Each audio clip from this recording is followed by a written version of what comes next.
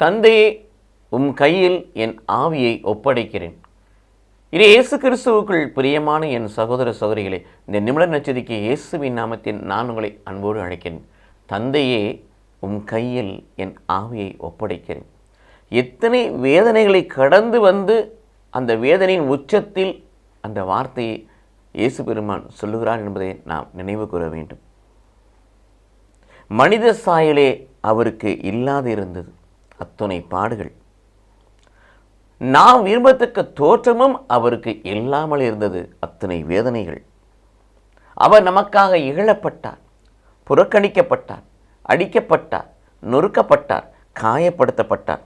வேதனையுற்ற மனிதராய் அவர் எண்பிக்கப்பட்டார். காண்போரெல்லாம் முகத்தை மூடிக்கொள்ளும் அளவுக்கு அவருடைய நிலைமை இருந்துன்னு சொன்னால் அவர் நமக்காக நிர்வாணமாக்கப்பட்டார், ஆடை இழந்தவராய் மாறினார். நம்முடைய குற்றங்களுக்காக காயமடைந்த அவர், நம்முடைய தீச்செயலுக்காக நொறுக்கப்பட்ட அவர், நம்முடைய நிறைவாழ்வை நமக்கு கொடுப்பதற்காக தண்டிக்கப்பட்டார், சிறுமிப்படுத்தப்பட்டார், ஒடுக்கப்பட்டார், கைது செய்யப்பட்டு குற்றவாளியைப் போல இழுத்து செல்லப்பட்டார். மக்களின் மனுக்குலத்தின் வாழக்கூடிய மக்களின் குற்றத்தின் பாவத்தை முன்னிட்டு நமக்காய் கொலையுண்டார். இவ்வாறு அவர் தம்மையே சாவுக்கு கையளித்தார். இத்தனை பாடுகளை கடந்துதான் இதற்கு மேல் பாடுகள் படுவதற்கு ஒன்றுமில்லை என்ற நிலை வந்த பிறகு தந்தையே, உமது கையில் என் ஆவியை ஒப்படைக்கிறேன் என்று சொன்னார்.